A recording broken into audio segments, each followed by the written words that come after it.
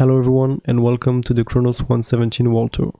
Just before we start, I wanted to mention that the tour is led by Hampter and there will be explanation by the other members Voiding, Ners, Shinji and Eri. Enjoy the tour. Welcome to Chronos. If you come down into the staircase here, then you can go through the portal, the 3x3 portal. Has everybody's got gear? Yeah. This is our spawn station. So this is the first time you're going to see the piston bolt network, which was designed by Kaizen and assembled by Arnaut. This is a very, very cool network. It is completely encoded and point-to-point, which means there's one central network that every station is connected to, and you can go from any station to any station using a 3-digit hex code, or 3-hexit code, which you can input either at these lecterns, or you can use the quick select panel here to use a location that's stored in the ROM. Now, another cool feature of this network is that you can input the same code at any station and you'll always go to the corresponding station. So this little map out here, if we put in the code 800, we will always go to the quarry. If we put in the code 000, we'll always go to Nether Hub, no matter where you are on the network. So I guess we can just hop in the cart, wait for a few seconds after the person has gone in front. This decoration was designed by Astral and Balmishkite, by the way, those the tunnels you just went through. Yeah, this is the Nether Hub. It's a 600 diameter circle. I think 25 million blocks mined, 26 million blocks mined, all hand mined, of course. We like to dig here. So this is the central station. The Nether Hub will be decorated, and we will have a big station, but that is something for a later date. We haven't gotten around to that yet. So yeah, this is the station, and if you fly into the center, there's like a little glass platform, and that's how you get to main storage. So that will be the next stop on the tour. So just head through this portal once you arrive at the station. I'll let Mayday take over for main storage. He knows more about it. Okay. So we do a hybrid system. So we do encoded for the bulk item types, and we have filter-based chest hauls. The way it works, basically, you put in mixed boxes. They get split into single item type partials, and then they're unloaded at a maximum of 8 times hopper speed over the chest haul filters and some filtered box loaders for the bulk items.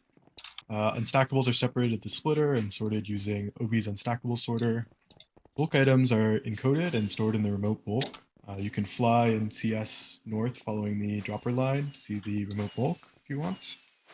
It has capacity for about 1 million of each of the 252 bulk item types. We've recently upgraded to this passive restock quad bulk haul. It's by Hampter, Obi, and myself.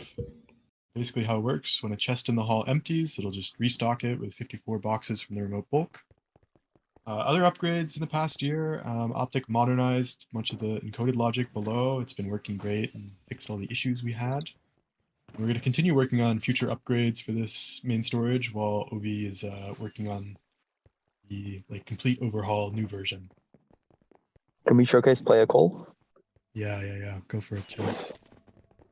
Yeah, so we just grab a redstone dust from the box display and stick that in this green box, the call input.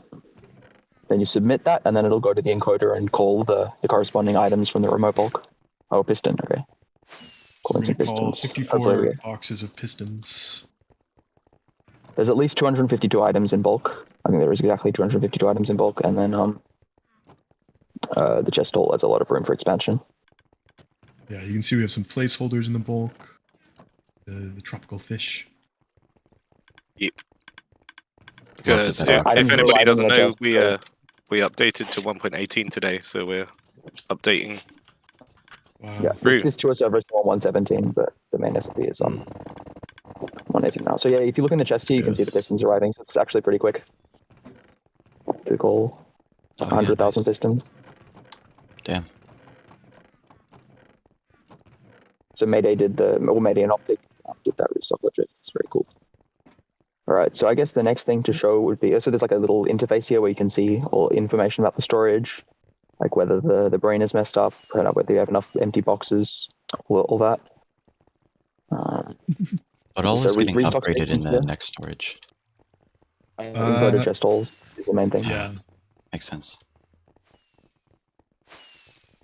Yeah, and then here we have, to the left, there is a hallway with the unstackable sorter, and the 50 millionth pick use and the 50 millionth netherrack mined, stored here in a little crafting station.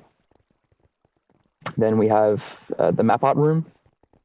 So this is a 5x5 of Technoblade that we made just after we passed. And if you walk through, then you can see some of the other stuff that we've made.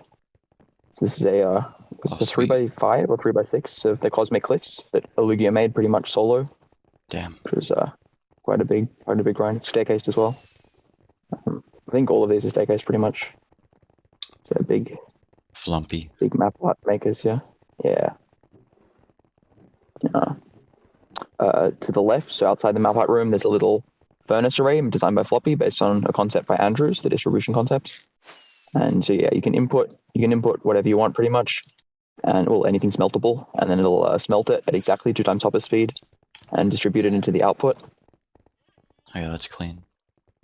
Yeah, and then here we have a little mass crafter by Mayday. Mayday can explain this, I guess. It just works based on the modulo 4 splitting concept that Andrews popularized. It does about 2.4 million crafting operations per hour, and is, mostly hopper locked, all that good stuff. Pretty simple. Yeah, it's nice. We'll give a demo of our Redstone factory, which is a little more impressive. Yeah. And then we've got like the miscellaneous farms here.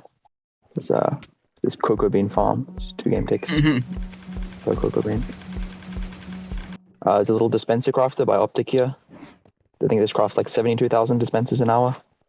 We use a box maker to get this like specific ratio. For the crafting, so that you get the pickup order right. But yeah, it's a nice little crafting machine. I guess the next thing to do would be there's also a little enchanting room here with Mario and Luigi. So this storage used to be 100% hopper locked, and due to that, Dylan thought it would be fine to fill the storage with mobs, which is a great idea. Yeah, we got pandas, we got Mario and Luigi. It's fine. This part isn't the chunk loaded section. We're gonna go to Gravity Duper. Yep. So just head over to the little station there. Where's Andrews? Are you sure there's enough delay? It seems like this minecart is still spawning. Wait 3 seconds. Wait 3 seconds. They're really nicely decorated tunnels. Thank you. Really nice. The whole bolt. Okay. The whole bolt thing took a long time. Yeah, this is a project to get it to this state. Yeah, definitely the biggest project. There are 23.3 kilometers worth of fully decorated bolts, and 4,096 possible stations could be added to the network. Quite a lot. This particular set of decoration was designed by Smugglers, and this and the station as well was designed by Smugglers. So feel free to head through the portal now. This is the gravity block duper.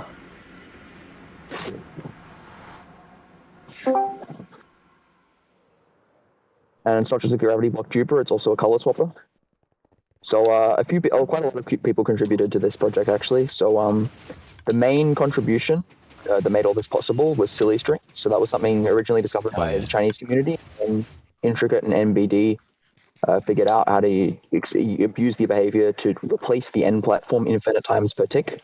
So every single time it gets an update, it'll just set the end platform to string again. And using this, we can make a extremely simple gravity block duper that you can clock at 6 game ticks, so 192,000 concrete an hour. And and it basically works without having to side excel the concrete powder. Is a bot in the end? Yes, it is loaded. Yeah, it is. We shouldn't have turned this on. Can we turn it off so people can go to the end? So this is a gravity blocks duper color swapper by Bread. So it swaps out all the concrete blocks with this big feed tape here, and it puts in like a buffer setting when it switches between types. So let's select light gray concrete. It's also relatively spam proof, I'm pretty sure. So I just pressed a button and hopefully it won't break. I think Brett said he tried to break it for a long time and he couldn't. So yeah, I'm hoping there is this extreme edge case I think that breaks it. Yeah, you can dupe multiple colors at a time if you wanted. However, we don't really need that. And the new concrete storage, which Ners is working on, will have some pretty cool features that make that completely useless. That particular. So after it's turned off, just feel free to head through the portal. Don't worry about the TNT. It's fine, guys. I don't think TNT is going right now, though. No. I saw the TNT. The string. Be careful It not is to click on the string. The TNT is duping, yeah. What? Wait, why did you guys flick the lever here? What? It's fine. Okay. The TNT is not going anywhere. It's all fine. Whatever. Yeah, this does I have never toggle know. states in it. This particular wiring. This was designed by Shinji and Bread. It's a particular concrete factory. I guess Bread and Shinji can talk about it then. Basically, the sand can't break if it's on moving block 36. That's like less than a block, I believe. And it's also there so that the slime can side excel over to this side. Yeah. Then the slime block moves it over to the corner. And the reason why it's like perfectly fine it can pull back is because the slider's already block 36 by the time that it actually tries to retract. Then it goes into it lands on the honey, or does it? No, not quite. And it's slightly into the other block. And it gets excelled to the side, gets helped up essentially by the soul sand, and gets turned into regular concrete from the flowing water. It then lands on the honey and then just continues its journey all the way across. And yeah, there's TNT dropping in here, of course. That blows it up. We tested this for like a lot. I think it was like at least 200 hours, probably more, honestly. But yeah, it never left any blocks behind. So yeah. So something actually good to talk about the variable load is from crane data and optic. Those are pretty neat. On the bottom, instead of the common variable load, there's like the one that's also very popularized by Andrews, which they are locally variable. These just have a global logic that makes them variable. This was original by Optic, I believe, and then Crane, and then Optic and Data made them better. It's pretty decent. There have been improvements after this one, but the concept is like actually very, very good. What this lets you do essentially is reset all the filters to blank, and then when new items come in, it'll like assign all the filters variably. So if like yellow concrete comes in, all of the loaders will turn into yellow concrete loaders, and then you can automatically deassign them so they can be ready for the next color. So the next stop would be the bee farming area. So just follow me. We're going to be flying to the west to the honey gateway.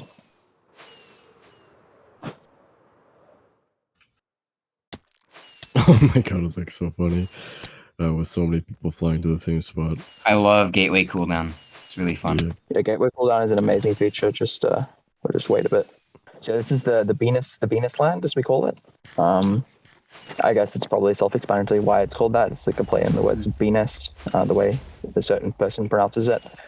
So we have here a 6-game tick bee nest farm by Floppy Donkey. Let's go. Which you would get 130 bee nests an hour, and for some reason in new versions the rates are tripled without having to do anything. So that's a nice little boost. Floppy on top as always. Nice little boost. Exactly. He's ahead of the game. Yeah, it also farms birch logs, which is a nice little bonus. They got some crafting stations here for the different honey drops. And the decoration is really nice. It's by Foxo and Sayu. Yeah, I also wanted to say that the decos are best experienced without Fulbright. And it wasn't a pain to build at all. No, it was very fun to build. Do you want to talk about the floor, maybe? Yeah, the rotated deep slate on the floor, that was very fun to build. Yeah, all the decks have interior as well, so there's a lot of details in this. We're going to show the farm itself, right? We're going to show do we show the farm itself? We're not going to turn it on. It'll lag everyone's minds. There's way too many bees. We can go down. We can go down into it. You can go down. You can look at it. So this farm is by Monica. They did have some chunk regenning issues in 1.17, which the door is over here. I'm just gonna. Mayday. Yeah, we can just break the door. Yeah. Yeah, just break the door. We don't need it now. Yeah, it's just in the middle of the island. Island empty.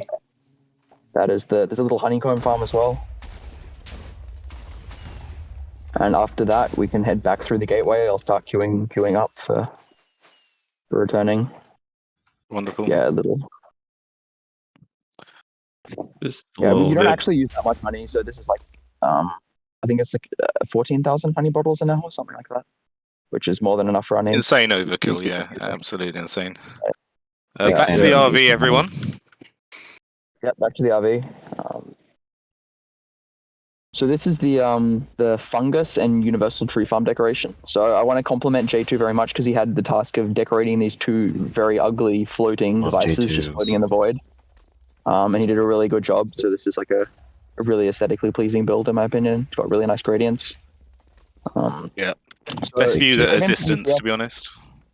The build that I'm going to showcase here, because for game to UTF we have a faster one anyway, is not really worth showing right now. So maybe go into CS for this one. Hopefully it won't crash people's clients. I make no promises. This is a bit of a piston spammy farm, which is unfortunately needed for fungus. But let me set this up. It won't crash my client. No, his client. Hampter's He's iPad running runs like better Bedrock than my Edition right now. computer. My iPad is like actually insane. I don't understand how for it's real. It runs better than most computers. It's ridiculous. Yeah, it is an M2 iPad Pro. So it is pretty decent. Everyone needs Hampter's iPad. It's crazy. Right, just give me a second to set up the looking angle. Yeah. Yeah. Okay, it works. It works now. We are gaming. So this is a dual-core 4-game tick fungus farm. It's a dual-core 4-game tick fungus farm. So 2 game ticks essentially per plant, and it's optimized for shroom lights. So it gets it's like 20,000 shroom lights an hour and 530,000 items total. It uses these block 36 TNT dupers that were designed by Krebs. So basically, if you push if a TNT explodes inside a moving block, then it will only deal 1 damage to items, and items have 5 HP. So it basically lets you destroy these giant block streams without having to worry about the items getting blown up. So it allows for this like really, really insane layout. Yeah, they're really satisfying. So a lot of items come through. You can watch one of the calls. It also has detection for like when an IEM reverts, if something was on it, it'll detect it and replenish it automatically. Yeah, thank you, Lum. That means a lot. So yeah, this was myself and Krebs. Krebs did the TNT stuff. Just a very, very cool part.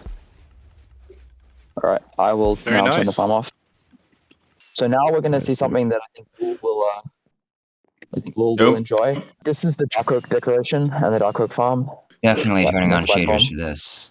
So these houses, so this house on the left was made by Avogadro. The house on the right, the really detailed one, was made by Floppy, and the one on the back was made by Lul and myself. It was very fun to make. I enjoyed that. I think I passed out on the. Don't go in this house. On the chair. Don't go in that house. Among Us. Yeah, ignore the Among Us. Ignore the Among Us. You may see that again. Yeah, the interior of Floppy's house, the one that Lul and I made, doesn't have interior, but Floppy's house is like fully decorated, fully kitted out. It was not. There's a book in here that says, like, if you read this book, you can feel the pain of the person who had to build this. Like fly to the tree. Which one? I'm just kidding. The main tree. Oh my god, I'm turning off my shader. I'm getting so many god rays. Yo, we gotta step with your channel Stratos too. Be a shame if that server died. I don't have the with the names on. I think that's probably a good thing. But They're just called. Yeah, I turned them off too. Sanity. All right. So this farm, I think Lul, are you here? Yeah, Lul is here. So this was we made this one together. So a big massive thanks to Lul for all the work that he put into this. This is a farm, the Dark Oak farm, that is pretty much. Yeah, I'll turn it on. I predicted the speed of this farm will never be beaten unless Mojang adds something interesting. Ches, let me. Oh yeah. I'll handle that. 1 by 1 Dark Oak trees. No, it's also the fastest. It's also the fastest apple farm. It is the fastest apple farm. Yeah, it gets 2,000 apples per hour, and they're also loaded into boxes within the cube. So I'm gonna set this up. Mob proofing's on. There we go. Oh, now it's running. This is so sad. You should have frames. I have 2. Yeah, that's 2 frames more than 0. You're fine. Facts. I have 20 FPS. I'm on an iPad with battery, but right. I have 35. 12 game tick reset. Yeah, turn smooth lighting off and block breaking particles off. Smooth lighting off. That is the big one. And block breaking particles off. In my opinion, this farm is Hampter's magnum opus. It is. And Lul, we can't forget Lul. We can't forget Lul. Yeah.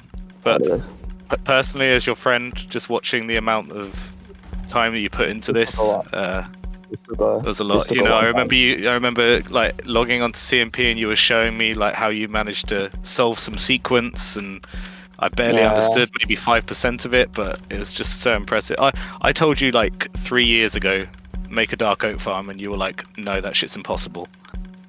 Yeah.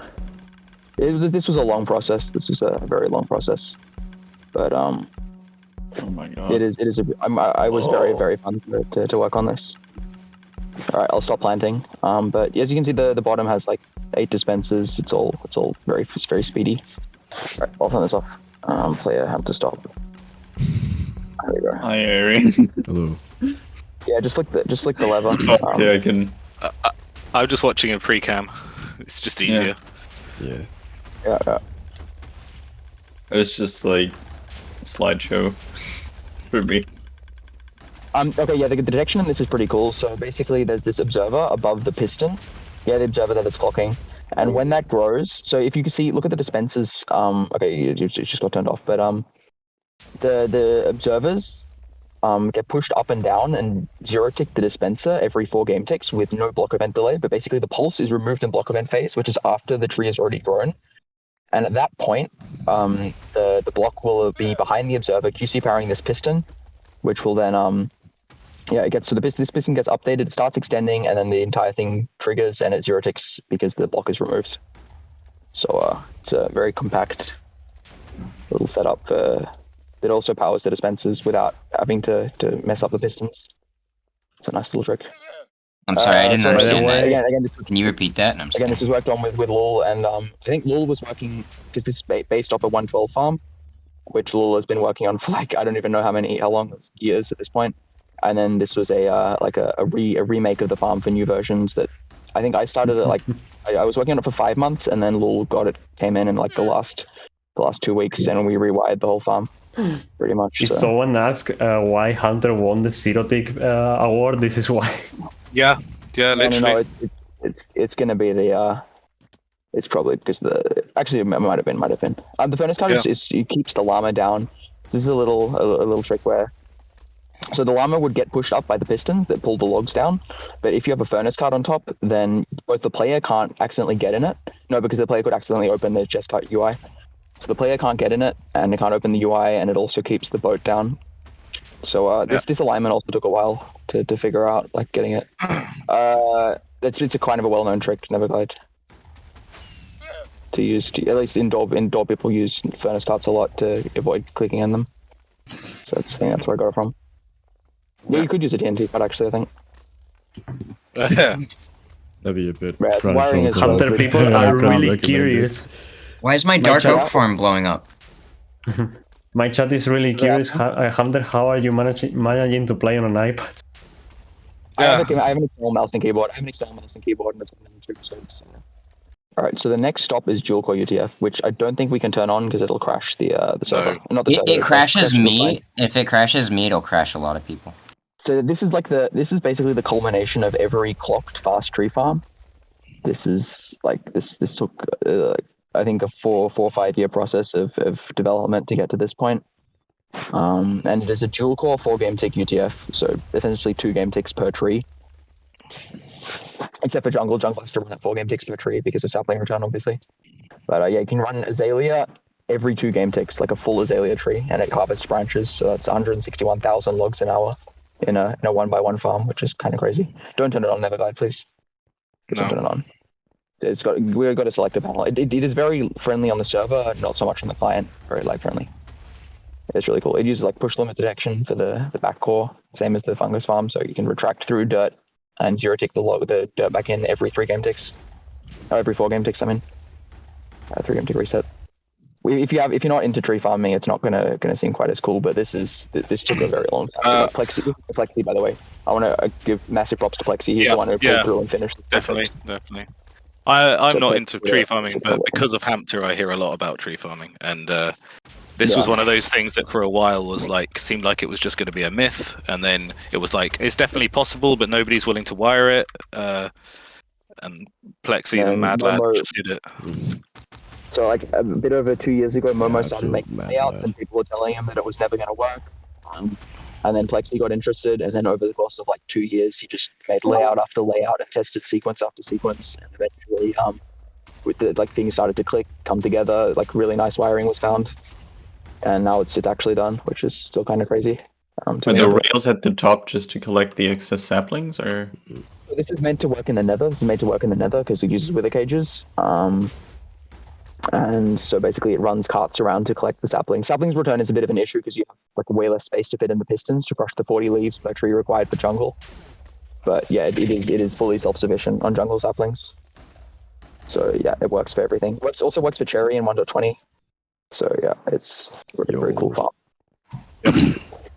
All right, I guess the next stop would be the wool farm. Let's go. Let's go. So this is our wool farm. This farm was designed by myself and Monica. The storage was designed by Obi. It in total is about 410,000 items per hour, and per color it's about just 25,500. So I suppose the best way to be would if you CS to any of the modules really. So it's sort of based on the feed tape idea. So once the sheep eats, it gets pushed around, the grass underneath gets pushed around, and then the sheep can eat again. It's got a 10 game tick reset. So yeah, the sheep eat, gets pushed around. There's 8 sheep per module. We did a lot of testing on this to see how many sheep per module would be best, because obviously you could just spam it full of sheep if you wanted, but you encounter this thing that we call dirt pores eventually, where essentially the sheep, when they're all together bunched like that, they can eat the dirt, they can eat the grass block before the sequence is finished pushing, which means that you've got sheep sat on a dirt block without any grass, and because it's detection based, you end up waiting for that grass to get turned back, the dirt to get turned back into grass. So you end up waiting a long time sometimes. So 8 sheep was the magic number that we found was the best for rates and lag. We tested quite extensively for lag on this as well. We did have a working setup that would eliminate the dirt pores where we pushed the block up into the sheep, but it was a lot bigger and it ultimately yielded slower rates due to like a much slower reset time. So yeah, that's pretty much it. Collection. Yeah, so the sheep's head is in the glass, so it sort of item elevates up, and then is pushed into the water streams, goes into the box loaders, which then spits it out into another water stream, which each one has a slightly different alignment, and that is because where it's collected down at the very bottom, it then goes up to the storage where it's then all item alignment based. So instead of having to like do box sorters, this is the storage was designed by Obi, but the item alignment stuff. This is from Monica. Encoding. I think it was originally a Chinese thing and then redone by a couple of people. Yeah, I know Command Leo showed a very good example of it before. That's pretty much it. You align it. You encode it by aligning it against a specific hitbox, and then you decode it by like pushing it against that hitbox again. And if it hits it, then it'll be sent into the correct water stream. If it isn't like aligned against that hitbox, it'll just pass through it. Theoretically, use boats to get like infinite alignments, so you could like have an encoded storage that sorts entirely based off hitboxes. If you wanted to spam like 5 billion boats. So the next stop would be the Endstone gateway. So it's like a nice chorus, like Endstone ship, at the end hub. So just head through the gateway there. And wait for the MSPT to go back down. How many sheep are there? Thousands. Oh god. Yeah, like 5,000, something like that. Yep. 5,200 sheep, something. We should. A big thank you to the people who built that in survival. That was a lot of effort. Yeah, that was the It's a best lot of part. sheep. I designed that farm and then couldn't actually help build it because I had awful connection. All right, Ners, do you want to explain the Endstone quarry? Okay, if everyone is on the just a quick overview. Yeah. This is the Endstone storage that we have. It's just the storage to stockpile as much Endstone as we can from the quarry that Body designed. I will visit in a bit. This was decorated by Yuno and Obi, a very, very good deck. You can fly around and check it. It's impressively good. So I'm gonna explain this. Well, actually, we'll explain this interface later because this is an interface we have on many storages currently, and we showcase this one later.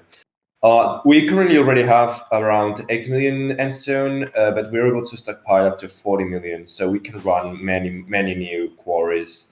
And we'll just store everything here for later usage. Something that's a work in progress is that if you come under this bridge with me, that interface is that something that we'll use eventually because currently there's nodes that we don't have the tag on for the end. But we're gonna have also an end bolt, and this is just an integration for the bolts.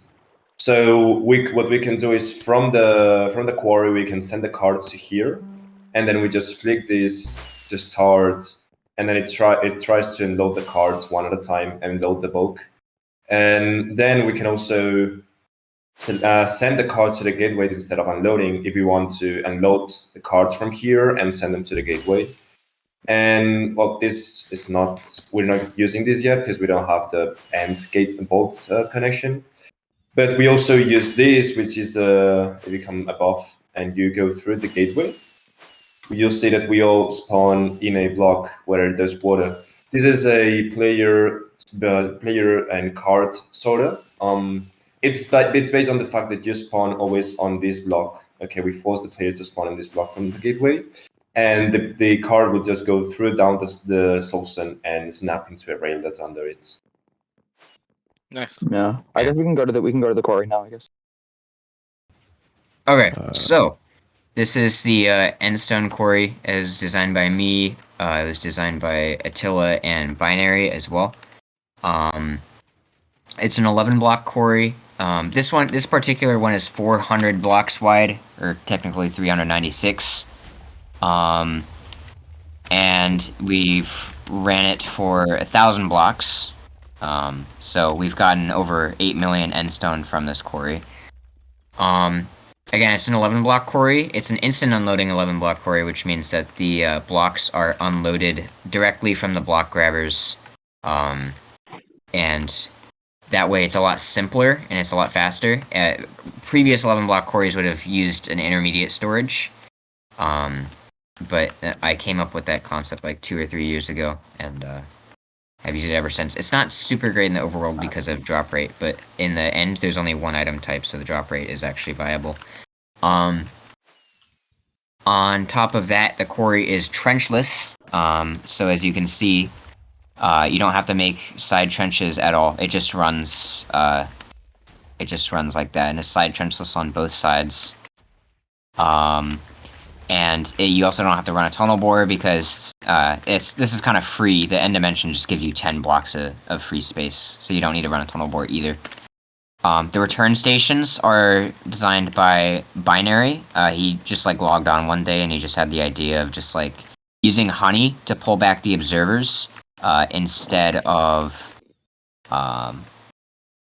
using a double piston extender. It's a lot simpler, it's a lot easier to build. Actually, building these was not a pain at all. It was really, really fun to build these, actually. Me and Divided built these. But with the double piston extenders, it's a lot more annoying. The TNT is dropped from above, instead of... So traditionally in 11 block quarries, it gets launched from in front. Actually, since Kazamer made his... it's been up-excelled for some reason. there's not really any reason to do that. It's laggier, it's more complicated, it's harder to build.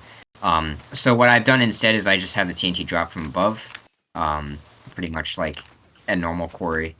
And it's a lot simpler and it's a lot easier to build. And this design isn't even that optimal. We have like a 4x3 version ready for V2. The brain circuitry is really small. I went through 2 or 3 iterations of the brain circuitry. And then this is the final one. This particular iteration took me 1 day to wire. It was really simple. And so yeah, there's also no armor stands, so you don't have to get Frostwalker boots. You don't have to place the armor stands and clip them into blocks. And that's about it. The block grabbers were designed by Attila, and so were the pushers. And that's it for this quarry. Also the items, as you can see, they're flowing right here. Is it about to move forward? We're on like the second last slice. No, we're on the last layer. Let's wait for it to move forward. But as I explained, the storage we have. Phil's here right now. He designed these loaders.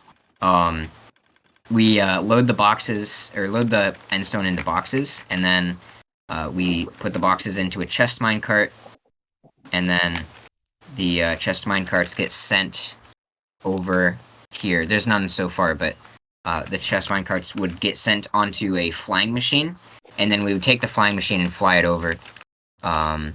So now the quarry is about to move forward in a second. So I guess we can kind of just watch it. But yeah, 11 block quarry. For anyone who's not familiar with what 11 block quarry is, it grabs blocks and layers of 11 blocks, which is not arbitrary. It's just because the push limit is 12, and if it grabs 12 blocks of 12 layers, then this layer right here that's left over would push limit it.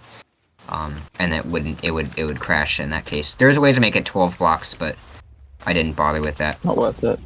Not worth it. Yeah. Increases complexity. Especially not for a core with 6 layers. So now it's moving forward. Oh, this is really cool. Yep. Mm-hmm. And then it has a circuit to automatically launch it once it's moved forward. So now it's on to the next layer. I'm gonna stop the quarry.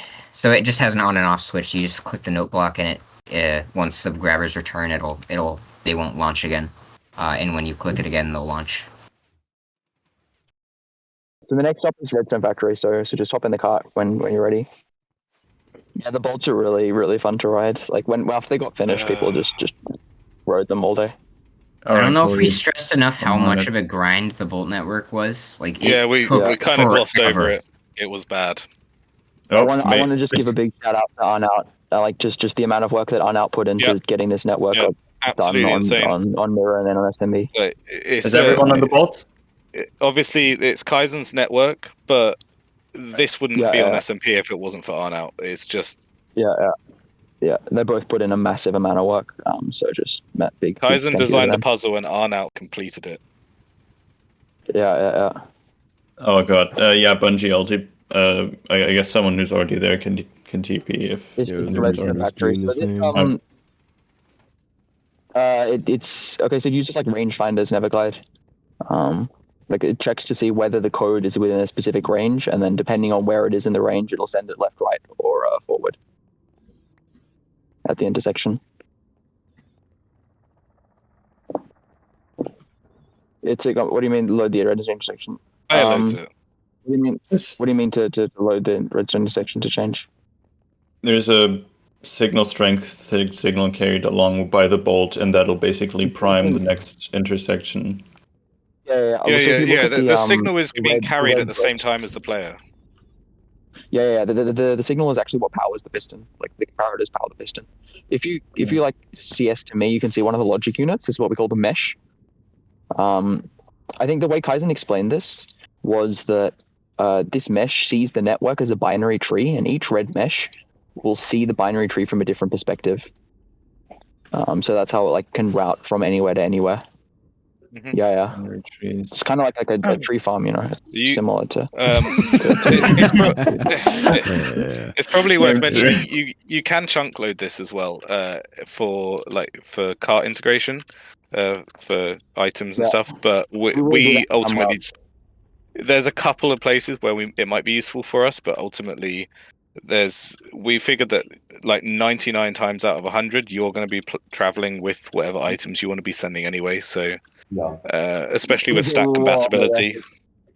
It's a lot of effort to do the chunk loading. Like it is like double the effort that we've already put in, and it's like thousands of hours already. So and for something that's not really going to be used, we didn't think it was going to be worth it. But for some routes, we will add chunk loading, like for the gravity block duper stuff. Yeah, definitely. There will eventually be some, and we might expand later on. But for now, people are a bit done with bolts, understandably. So this is Floppy's, as we call it, the Magnum Dongos. It is a 2x2 spruce tree farm, and it is like completely maxed for 12 game take tree farms. And you want to turn Fulbright off before turn it on. Yeah. Should I turn the farm on? It's not that laggy, but it's. Yeah. Right. I'll leave it then. You can turn it on. There may not be a new one cooking. There may be a new one cooking. Yeah, this is all under the roof. The roof is like a map out of Floppy, so like the Floppy donkey. Yeah, it is the donkey that was on the Nether side portal. Yeah. The roof is for reducing light updates. So basically, this clears the entire bottom section with 4 dispensers before the first bone meal hits. So it's like absolutely max speed. And there may or may not be a new one cooking that is even smaller and even cooler. But that is an unconfirmed rumor. No. A game tick is very, very bad for lag efficiency. It'll crash like for nearly every client, and it's just incredibly laggy for kind of useless increase in rates. So it's not maxed out, is what you're trying to say. I mean, it's maxed out for like what's actually useful and what is. It's maxed out in terms of lag to rates ratio. That's what's maxed out. You can make a game tick if you really want to, if you enjoy that kind of stuff. And then behind there is a big moss farm. It was designed by Monica. So we call it Chronos. Obvious play on words. And yeah, it has a very smart layout. Quite a lot of time went into that one, and it still has yet. A lot of people have like tried to improve on it, and it still seems to have like got lightning in a bottle for that particular farm. Yep. Excellent farm. It's very, very optimized. I guess we can go back into the Nether now, because most people will have seen that farm already. You can go back into the Nether and then through the red portal. So have we explained like where we are, what the perimeter we're in is? Yeah. Let me explain this. This is a 1,000 by 1,000 void perimeter, and the entire goal of this is to farm every single ingredient that you need for pistons and transport it into a central crafting factory, which we call Redstone Factory. Sorry, what happened? I just saw Bungie dunk like an entire inventory of axolotls into the Nether perimeter. That's unlucky. That's very unlucky. Anyway, so if you go through the red portal, you will come into Redstone Factory, and that's where Mayday will take over. Yeah. Sorry, Bungie. Yeah. Mayday, do you want to take over for Redstone Factory? Yeah, I'll wait till people get here. All right. So this is Redstone Factory, the bulk crafting system for redstone-related items. It was mainly designed by Optic and Crane. I just helped a little bit in finishing it while they were being lazy. A little bit, yeah. It's a big storage system centered around a massive bulk for raw materials that we farm in the farms around the perimeter. It has multiple slices for each item type, so we can store a ton of raw mats. Like I think we store like 9 million cobble or something ridiculous. You can use the big panel to select a preset recipe. The system also supports inputting your own recipe, like a custom one. But I don't know if anyone uses that. I've never used it. Oh yeah. You can call from 100k to 1 million items. So like you're crafting. And then the system has to call and organize all the ingredients for the recipe before the player can craft. It takes around like 45 minutes at most. And it's about the same time it takes to craft all of those 1 million items. All right, you want me to craft? Soon. If it doesn't have enough raw materials to fill the request, it just pauses until more are provided by the player. And this calling process can also be like observed as it progresses. So the player can see what step it's on, what it's missing, all that stuff.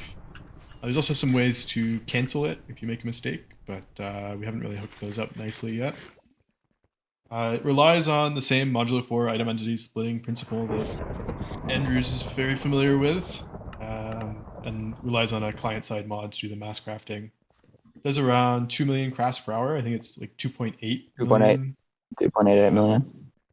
And that's near the limit of what some clients can handle. We have box loaders in the Nether to handle the crafted items. And something that I think is cool is, some recipes produce more than one crafted item, like rails produce 16 rails for every craft. And that would absolutely overwhelm the loaders. So we slow down the clock for any multiplied recipes. Voiding is going to give a little demo over here. With our resident RSF user. Yeah, I use it the most. We're up to like 10 million items with this. So right now we have it set to pistons. I think we have 1 million pistons Absolutely, pretty much loaded up. Look at that score difference. So I've gotten 7 million pistons. So I'm just going to press this button right here. I'm going to flick the lever. Oh yeah, levers also probably needs to go off. Be good for CS. Yes. Yeah, And go into CS. You can like check out the storage. The boxes are going to get burned, and then the items are going to get sent to me, and I'm just going to very, very mass secret. craft. There's some very secret technology in this, like some of Crane's like binary transmitters and all that cool stuff. The bulk slice is also kind of cool. So this works like if I stop crafting, it'll automatically pause because it uses that pressure plate. And if I want to, if I flip the lever, then it'll also pause. I'll also check out after you've seen Voiding Craft, check this out. Like TP'd at me in the Nether side. Draw, I think you'll like this particular thing if you haven't seen it already. Yeah, so on the Nether side, we have our box loader array. No way. It's reliable. 100 million pistons. We made it put 100 million pistons through that. It's 100% reliable. This super sus glass elevator. Yeah, glass elevators have been around for God knows how many years, and we're still using them. Yeah. Very useful. Like, dropper tower wouldn't work, This is never getting released, no. This is heavily gate kept. It's secret technology. A DLC. It's so shit. Oh yeah, true. We should open the Patreon. If you donate, then I'll get you the schematic. If you subscribe to our Patreon, we'll show you how to push items around the Nether. The next place to go would be to fly south in the Nether perimeter to the ultimate raid farm storage. Yeah, this is Floppy, one of Floppy's greatest creations, in my opinion. This is the Hex-encoded floor placer. So this ROM, like the big thing of comparators and shulker boxes and dust, back here, this is like the pattern that it is currently printing. And the cool thing about this is you can read it in multiple directions. So you can like read the boxes from left to right, then from right to left, then flip it around again. So this is like 1/4 of the pattern, and it shrinks the ROM by 75%, which is pretty cool. Yeah. So it means you can do like 64 by 64 patterns, right? Yeah. With just a 32 by 32 ROM. Exactly. Another cool thing here is the slimestone. So this was done by Floppy and also divided. And the turner here is very nice. So if you like CS to me right now, the sticky piston that's clocking at 4 game ticks, this is pushing the blocks over to convert the straight into the horizontal conversion, block string conversion. And it like self-assembles when like the flying machine will activate sections at a time and then destroy the sections as it passes through. So yeah, it's this is very optimized wiring. There's a lot of time was spent on this. And yeah, 4 game ticks per block, no pauses, fully detection based, works for real players. 1 game tick item delivery, which is the fastest possible. Very good slimestone. It's a very optimized machine. It's very cool. Very good thing in general. Yeah. We've used this for quite a few perimeters now. It saves a lot of time. You can print out these giant patterns. What are you trying to understand? So typically this instant wire, when the blocks move down this instant wire, it updates these these pistons that are pushing 2 blocks from side to side, and basically it abuses the fact that while droppers aren't instant, hoppers pushing items into droppers are. So you can clock the droppers, and then when the player places a block, it will immediately unlock a hopper, which feeds an item into the dropper, which will then immediately go into the player. So that's what the 0-tick gens are here for. It just 0-ticks them back and forth because you need to lock one of them and then unlock the next one to maintain 4 game tick throughput. Then it updates this instant wire, which goes into this instant dropper counter, which will then detect when it finishes a row, and will switch to the next part of the pattern, like triggers the ROM, send a specific signal through. So yeah, it's a lot of very smart circuits went into this.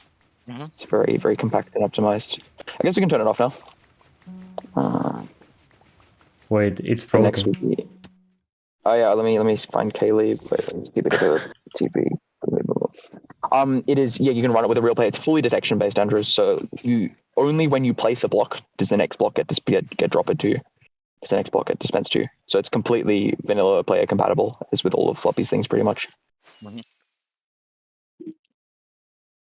So Ches is now programming the lecterns, and then after she hits the note block, we can drag off in the carts. I believe the code is what was the code? I think it's BCE. There it is. Okay. Okay, CP deliverable. World border gold.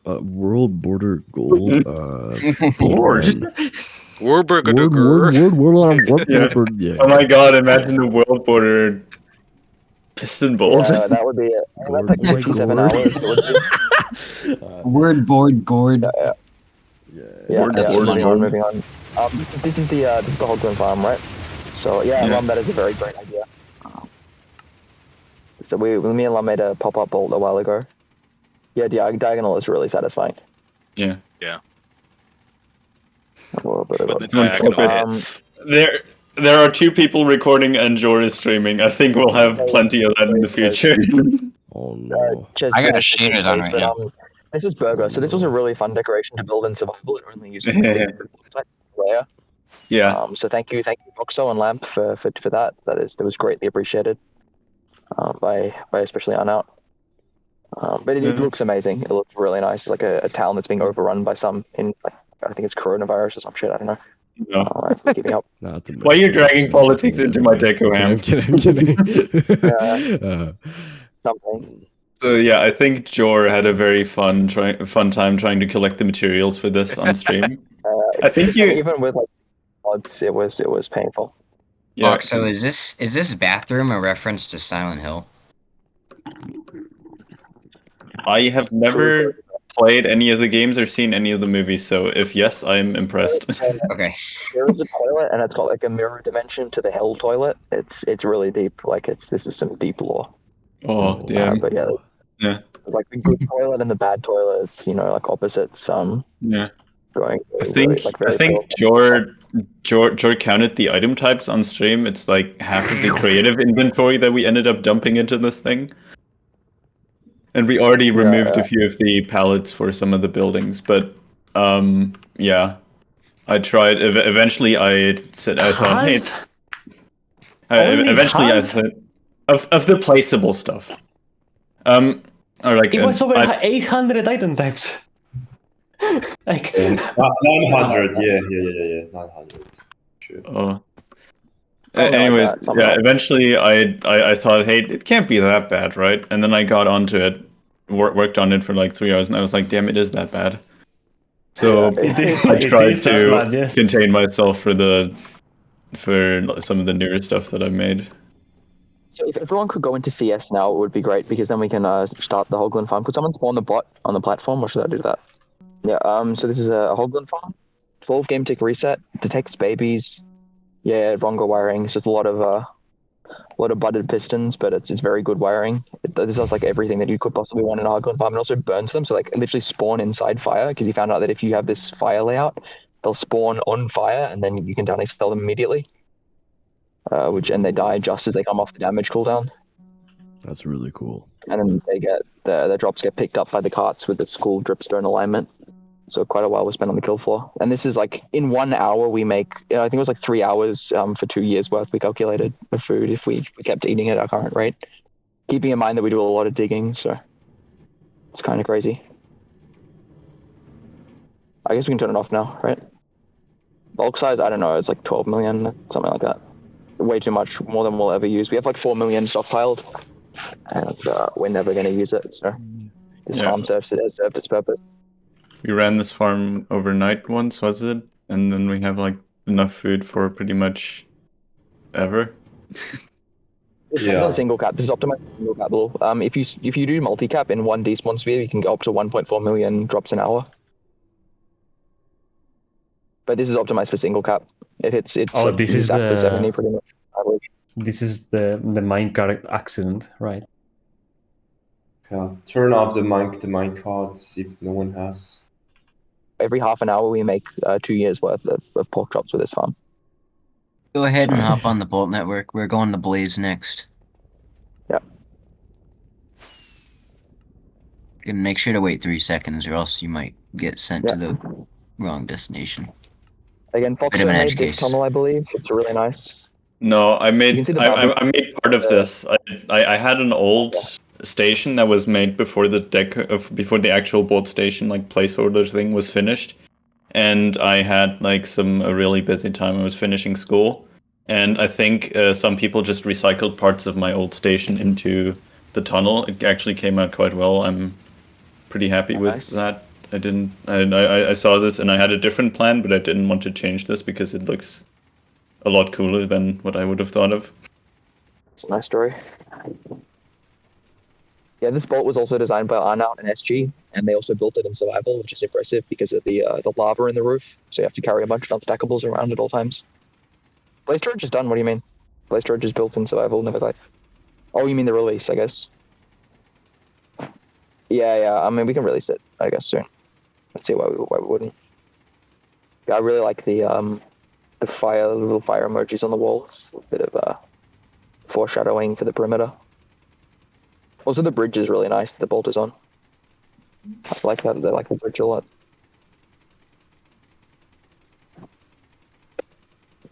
Yep, so this is a blaze farm by Camphorwood. It is the fastest single dim. Actually, no, you can't get faster with carts, but it is the fastest, like, cool, in my opinion. Yeah, just moving the goalposts a little bit. A blaze farm, single dim, so no portals. We're not going to run this. This will destroy your frame rate. This has so many pistons and moving blocks. But it uses some really cool conveyors, like slime bar warping, to funnel all of the blazes into the center as fast as possible and then kill them with looting 3. It's got a lot of pistons, a lot of cool things going on. Very, very fast. Is someone turning it on? Did someone turn it on? Oh my god. Okay, I guess we're watching it running. I can actually run it though. How is it on? Oh, Smugglers must have done something. Whatever. We're not going to run it because this will destroy your frame rate if Dark Oak was already bad. Okay, nice. The storage for this also the dropper line is under the bedrock because we wanted like a clean perimeter. Yeah, that was the Wither Skeleton farm. That had a few additional issues with it that would have not helped much with the light suppression aspect. Mainly that there are portals on the spawn pads instead of like light proofing at all. Yeah, it shifts the netherrack floor to make it not stick, which is the main lag causer. It's like 70,000 blaze rods an hour, I think. That's quite a lot. Yeah, so then the dropper line to funnel the boxes, the full boxes from the farm to the storage is under the bedrock, which is a nice little touch. And again, we have the bolt integration station, so we got a lot of blaze rods in here. We've got like 5 million, 4 million, something like that. Probably 2 or something. I mean, 3 million. I think it's 3 million, about 3 million blaze rods, so that'll be enough for a lot of smelting. And we can like move that around to the furnace array by loading it all into chest carts. It'll be nice. The next stop is going to be where? It's just only because then only blazes can spawn if it's a netherrack floor and only scaffolding. You mean nether bricks? Or... Yeah, sorry, and only nether brick floor and scaffolding. That like spawn proofs it only for everything except for blazes. No, it's completely different, Bungie. So the old system used like relative encoding, so each route had to be programmed independently. So every single route was a completely different encoding scheme. So every intersection you had to say like left, right, straight on. Yeah, whereas this uses a global addressing system. The Blaze Dig was probably our biggest Nether dig, right? Yeah, I think Nether Hub is bigger. I think Nether Hub is like twice the size of that. Maybe we didn't actually count the volume. Yeah, Mesa is my favorite, I think, but the Blaze is also really good. Yeah, we haven't touched the whole thing. There's also some bolt echoes that we're not going to see on the shore. It's not going to get around Is to this it. piston I don't ball have that finished, like the deco? Yeah, it's all finished. Oh my god.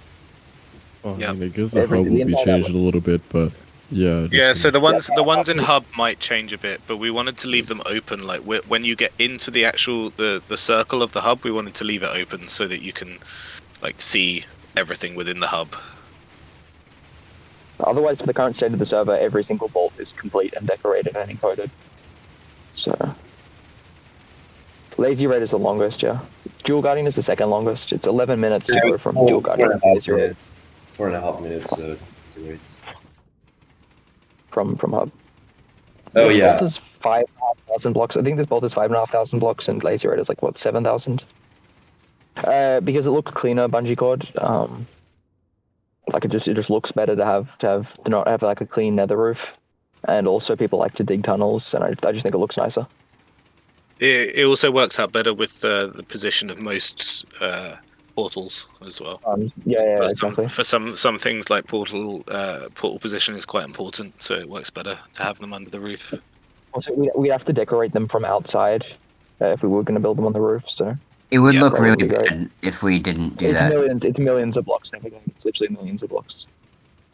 Honestly, the bolt project, like, I mean, this is a bit of an exaggeration, but not really. It nearly killed the server. It was a lot to do.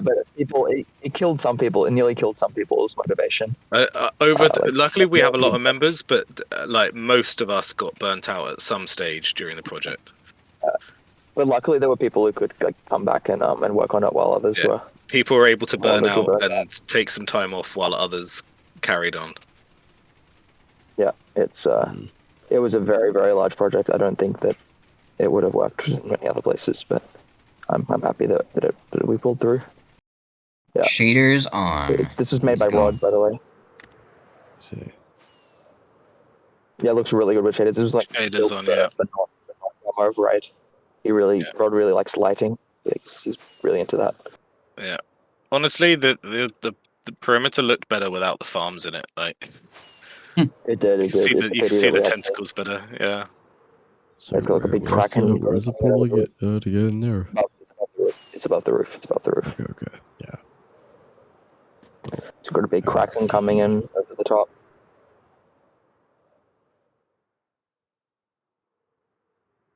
Alright, I'm gonna back to you.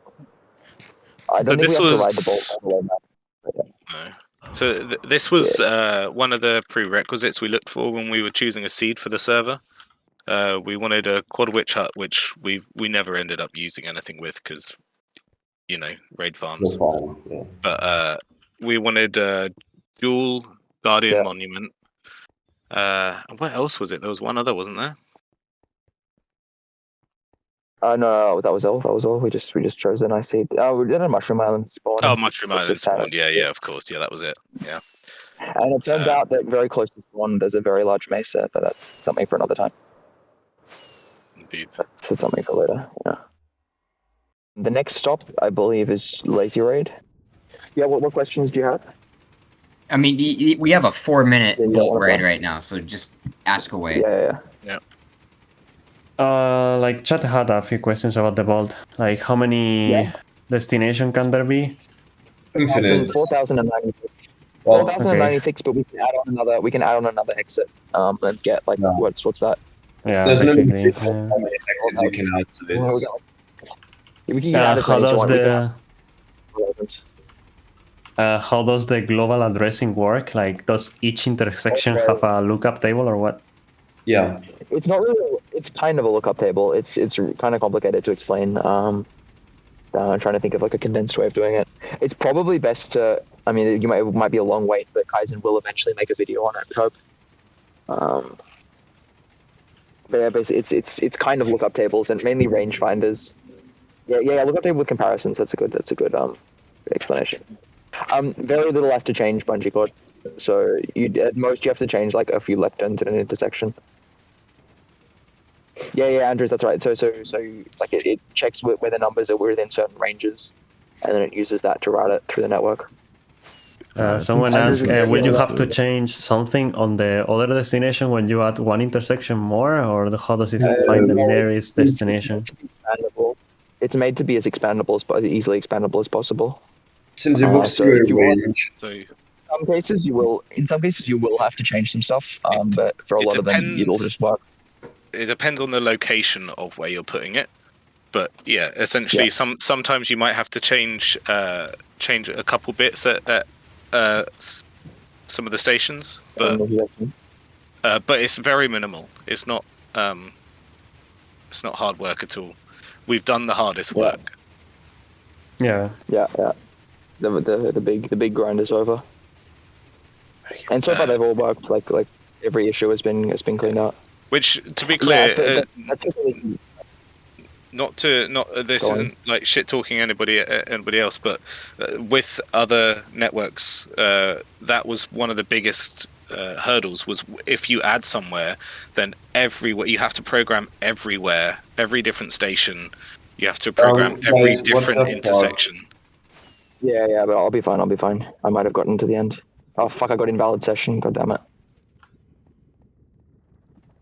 Okay, well we're in the Perry now anyway. It's fine. Yeah. This is lazy raid. I'm at the back, and everyone got into the Perry. So. Yeah. Yeah, we have another printed floor for this, and the walls are also a gradient. We're gonna show the gradient place here, actually. Excuse me? How? What happened? Look where I got put. I was at the back of the line. I just got put. What the hell? I guess you're a chest cart. I guess it thought you were a chest cart. Yeah. Or something. That's weird. Were you in CS? No, I was just riding it normally. There was a couple people like as I approached. I don't know. Yeah. Smugless says someone stood on a pressure plate. So, before Hampter starts talking, one of the cool things about this perimeter is that, Eli Rio made a video about it a couple days ago, actually.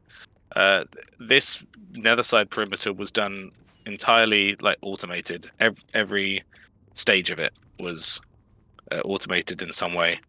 So that's just one cool thing about this perimeter: the walls, the floor, the digging, the bedrock raking, all of it. Yeah, you should watch both. You should watch both of Eli Rio's videos on Chronos. They're very good. They're very cool videos. Yeah, and there'll be more to come. Give a bit of a rare insight into the server because we don't show too much very often. The reason why this is so far away from spawn is because it was made as a debris perimeter. I developed the lava sweeper like during this time, like as we were making it. I was like, wow, man, I wish there was a machine to clear the lava easier. And that's how the lava sweeper was born. So yeah, this is lazy raid. It's a 4-game tick stacking raid farm. One of our like 6 raid farms, I think, on the server. We have quite a few. With more to come. Yeah, there'll be more in the future. The $1 million raid farm, for example, which is highly secret. Yeah, highly secretive technology. Yeah, 1 million, and the $1 raid farm is a lot of stuff coming. The $1 raid farm. Yeah. A lot of things coming. Anyway, so yeah, this is just it's a pretty cool raid farm, but we're not going to run it. It also doesn't work if you have sodium installed. You can't see what's going on. Let's just head back into the Nether. Again, this perimeter has like a 1K by 1K perimeter with gradient walls, floor-placed floor, encoded floor-placed floor. Next stop is then the mesa. Oh yeah, this This bolt is my favorite. This is decoration. my favorite decor. This bolt decoration has suppressed ladders, flammable materials, and TNT, and it's built in the Nether. Yeah. Oh my god. Yeah, it was very, and somehow it didn't blow up. Somehow it didn't blow up for like the entire building process. I don't understand how. I swear they actually designed it as like a shitpost, and we just actually built it. Yeah. The crazy thing is that the people who designed it actually built it in survival as well, which is not usually how that one works. Who was it? It was SG. SG, Ponk, and Out. Yeah. This is one of this particular really one looks really nice with shaders, by the way. Yeah, Minecraft is thinking. The Can I please intersection join the game? The intersection is also oh my crazy. god, Ari, you're right. It does That's look every good intersection. with Yeah, shaders. just fly north. You might want to just go in CS. You might want to go in CS. There's no point flying there in person because we're not going to turn on. This is a 700 by 3,500 mesa quarry. It's just like a warm-up quarry, just so we could have some terracotta. Alugia and Ben built most of this solo. They're kind of crazy at grinding. We were merely licking our lips with quarries here. Yeah. We have plans, but that we'll keep those. Are you guys at the? We're gatekeeping. Still writing? Are you already there? Are you there, or are you still traveling? Because I got kicked. This is like top 10 Chronos gatekeeps. Yeah. That was a little. All right. There's definitely been. Lul was actually there in person. 100%. How did Lul fly so fast? So yeah, this is the quarry that was designed by 1725 Harvey, and I think some stuff is from Voiding, and Voiding started the concept. None of the quarry is from mine. Actually, wait. Is there? This started as a project on Chronos. It did start as my project, and then they started helping me with it, and I couldn't keep up. Yeah, literally through collaboration, they carried on working on it, and then eventually Voiding walked away from it, and it became their project. Yeah, but it's cool. I don't know why my name is even in the history of this. To be honest, it's fine. It's fine. I did none of this. Back to the Nether. We're gonna get to Among Us. This is what you've all been waiting for. This is it. This is it. Among Us. This is our magnum opus. Yeah.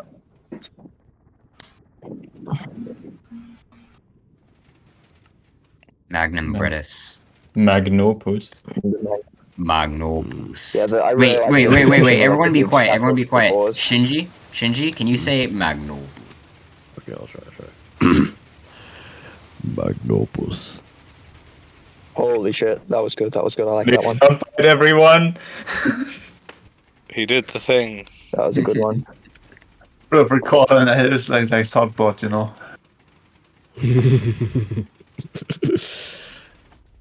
So this is Raid V3. Do not turn the bad omen back on, Ches. We don't need to see that. This is the most complete vault integration. No, it break because people will not press the button until they Okay, yeah, it's fine. The door's fine. It's spam proofed. I added a spam proofer, or Ches added a spam proofer a while ago. Anyway, this is the dumbest project we've ever done, by far, as you will be able to see in a second. My favorite piston door. The objectively best piston door. Okay, so fun fact about this map. We forgot to lock the map before we covered it in glass, which is why we've got a white crewmate. But it's all good. It's all good. This is a really we apologize for this. Yeah, it is a regrettable mistake, but it is kind of funny. It's kind of funny. It's yeah, there's a blood statue in the background. It's the head of the Among Us. This is part of our history. It is. And Wave Tech have Sol Goodman. We have Among Us. What happened to the Among Us stacker? We removed it because it's unreliable. Yeah. There's a bread statue. There is a second Among Us perimeter. So this is Bread's statue. Yeah. He spent 3 days building this. I did not build this. I did not condone building this. I did not ask him to build this. I mean, you definitely spent at least more than 3 days on gym to get these legs, though. Yeah, but Looks like you've had an accident. He's right. Oh, fucking butt. Okay, I'm gonna take a better screenshot. Hold on. Brett is a big fan of building statues. I gotta sit down. Everyone line up. Hold on. You just shift 3 Look at their times to time of complete day. this bit.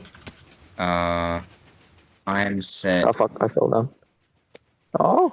There we go. It's a little bit better.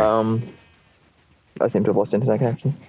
All right, everyone, Good, I think- everyone, look forward. Everyone, face forward. All right. All right. Can someone like TP me up there? I'm taking a screenshot real quick. Oh my god. All right. someone take me up there? 3, 2, 1. You're Say offline. cheese. All right. Wait. Spawning as a copper bot. We need Hamp. We need Hamp here. Yeah. Yeah, just Hampter? spawn in as a copper bot. I am having internet issues. Oh, okay. Or maybe I can get in.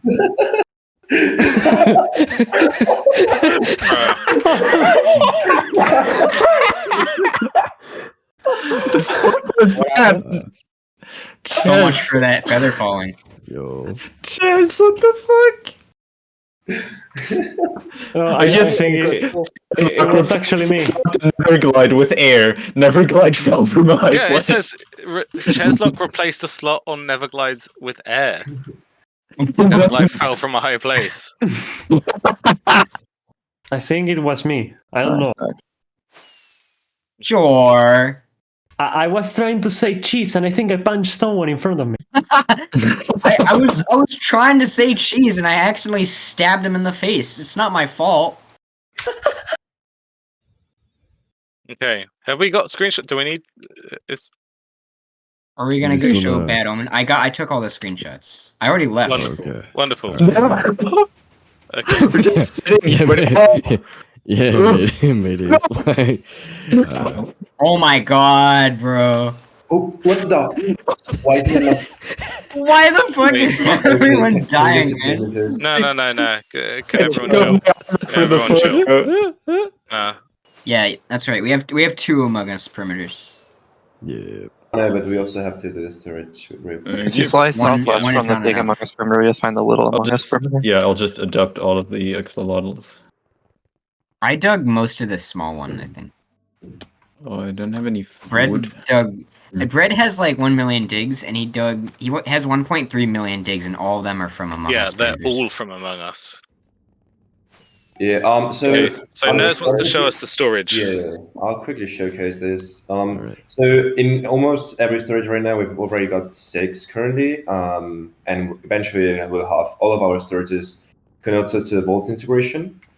This is probably the most complete that we have currently. We can come here and select whichever item type we want to unload. But also, what I can do is I can come to this lectern and call for 5 chest cards, send a request, and turn it on. And then if I flick here, I'm able to. It will take just a bit of time. I have to set the recipe also. But it's gonna send me. It's gonna load redstone, and it's gonna send it to me for me to craft this into redstone blocks. Okay, just give it a bit of time to load the cards. Yeah, you can see here it's running. Yeah, And there we have the first batch. I'll set the recipe. Okay. And so now we can just mass craft to compact blocks. And if we just don't craft and we just flick this off, right? Instead of sending the cards and then getting them for the player to craft them, they will be sent to here, which is this Kaiksen's. So this is the station from Kaiksen, right? And what we can do when loading these cards is we can then send them, So we can then send them to here, right? I think it's, so yeah. Should be. So it's also telling us the percentage. So when we send the request, it tells us the percentage of how much it's loaded. It's now finished. And so now we can just send off these cards to this main position, send them to the bolt.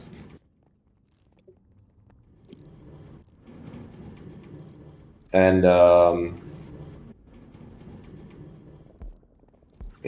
God, what happened? Well, you got the wrong stack size. I don't know what happened. No, I know that's my fault. I put a cover in there before. Did you? Yeah, that was me messing with it before. Okay. That's my bad. That's my bad. Okay. Yeah, don't worry. It does usually work. It usually just sends it does work. We can showcase it from ice to sugarcane later. Come to overworld side on the ice farm.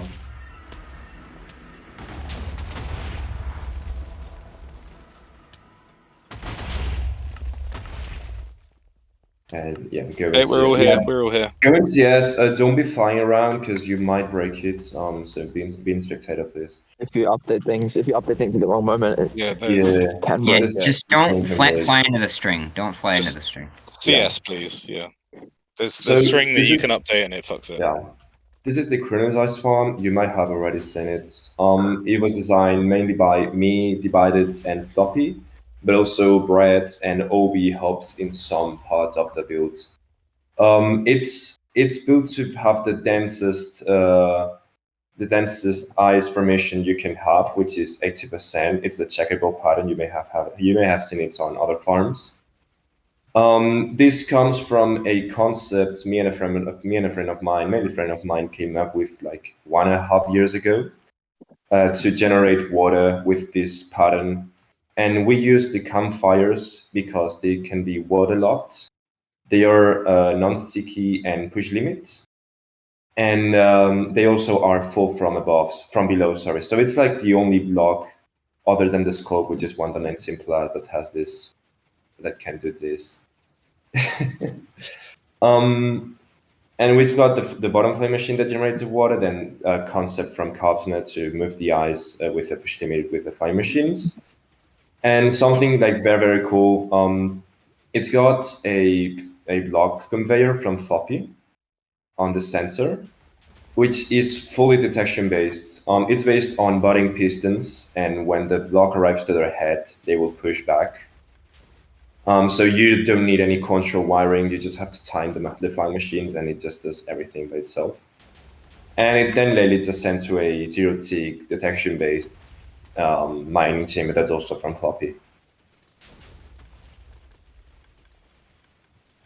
The buds are really cool. Yeah, very cool farm. It's very, very like friendly and very simple to build. It's only like 4.5 ms.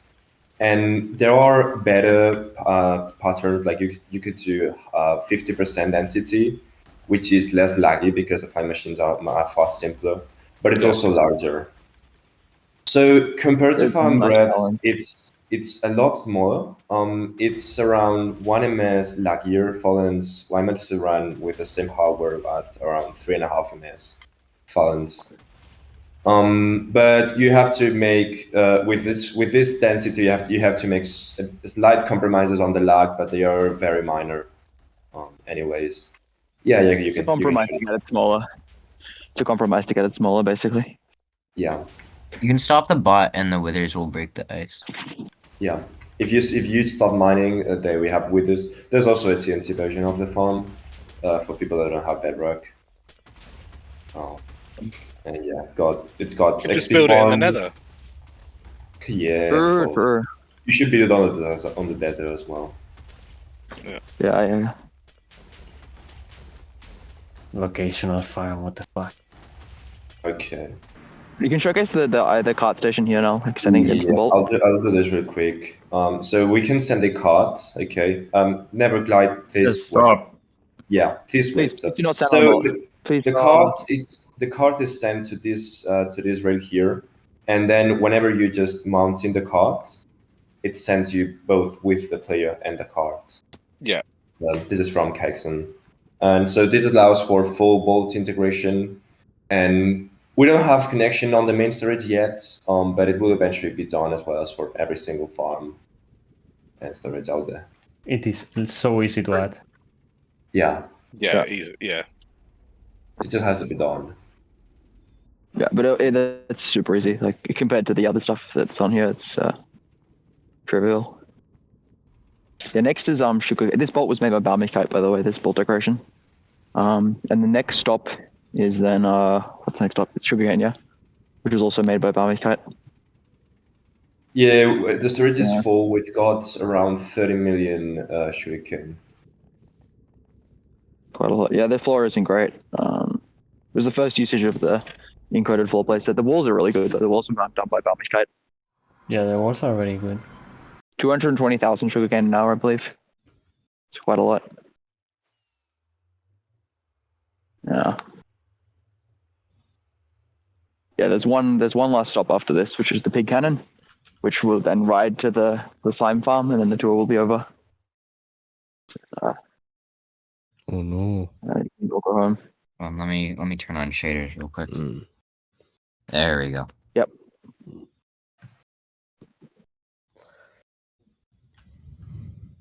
Oh. Yeah, the reason why this uses portals is because like to make it single dim, you'd basically just use water streams, which are harder to build, laggier, and also don't really take any extra effort in terms of creative design process. Going to the cannon, or what? Where are you going? Yeah. There's some things that like to make it a single dim, you're just yeah, exactly, yeah. It's just so much more interesting from a design process to make single dim, most of the time at least. But you fucking have to build a bunch of items at once. Otherwise, you're just increasing item lifetime by like tenfold. It's insane. And it's not any more interesting to design. You're still just slash stacking something 500 times. So that was the reasoning. Yeah, this has got an ascending bolt, which is pretty cool. Mm-hmm. Ascending, descending. And this the decoration the final, was second to last stop. Really hard with shaders. Yeah. This is also the decoration here was also done by Foxo. He's done a lot of stuff, and it's very nice. Like I think it's like an evil villain's lair or something. It's like some futuristic lab. Like it's an evil factory lair sort of thing. Oh yeah. Yeah, that's really nice. So this is the pig cannon. I don't know if people are familiar with how pig cannons work. Essentially, it uses corner portals. So there's a little trick where you can insert a mob through a portal at the very edge, through a long portal, and it will enter the overworld in lazy chunks. It will exit the portal into lazy chunks. And there you can like manipulate it with pistons, push it around. It'll act as if it's a lazy chunk entity. So we push it into golems in the overworld and accelerate it. So it'll gain a lot of momentum. And we encode that with binary, and then we send the pig back into the Nether, where we lazy link it by picking it up with a cart over the border of a lazy chunk, and then that gets sent to the player. We send the lazy linked pig to the player, where you mount it, and then it goes off, and you fly very, very fast. So we can call the pig, I guess, fly to slime. To go there, we're not going to run a multi-shot because there are too many people, and also it's kind of laggy. So let's just get Ches to ride it, and then everyone can spectate Ches. Already. What I don't get is like what happens when you mount the pig and it is stationary. Why? What happens when you click the button? Like what does it happen? What happens is the pig that is entity process, or the pig that has all the momentum that is like far away from the player, is inside a cart, and when you break a cart, it triggers move code on the entity. And that will like load the will snap the player back to the real pig. It'll like break the lazy link, and then it'll snap the player back to the pig. Yeah, I look at the notebook. Everyone come over here and look at the note block. I will press it. Do not press. No one else press it. I will press it. No one press it. All right, watch this. 3, 2, 1. Shoe nice. Yep. Shoe nice. So that's a pretty cool thing that Avogadro made for us. Yeah. This is one of the relics of one of the many previous iterations. This is one of the projects that actually got carried over from Hammer back when Rhythm made the server. This project is therefore technically older than the server. Yeah. This has been worked on by a lot of people over a lot of time. This has just been kind of passed around. Rhythm was working on it a little bit when I joined Hammer, then I was working on it with him when we made the server, and then I kind of stopped and other people got into it. So Wes made this final cannon. It doesn't use instant entity conveyors because they weren't invented at the time that this was designed. However, it does come with some advantages to not use instant entity conveyors. There is a new one in the works. There is a new one that's nearly finished, I believe. I mean, a working cannon. Yeah, I mean, we do have a working cannon, but there's a lot of improvements that, I mean, at least I want to make. I'm not. So this is like the V1. Sure, but... Yeah, if you relog, there's a lot of relog, improvements you'll be able to make. make big. You can try and spectate me, but it didn't work last time for most people. So, ready? 3, 2, 1. All right, let's go. Yeah, it's not working. Oh, it is working. A little. It is. Yeah. Oh, nice. Let's go. I think there's a bit of a delay. Yeah, no, it's pretty blank. Yeah, the server is. My coordinates are moving though. Yeah. It's a lot more fun to do it yourself than spectate someone. Yeah. So when you first do this and the chunks haven't been loaded yet, it is awful for the server. It's generating so many like thousands of chunks, tens of thousands.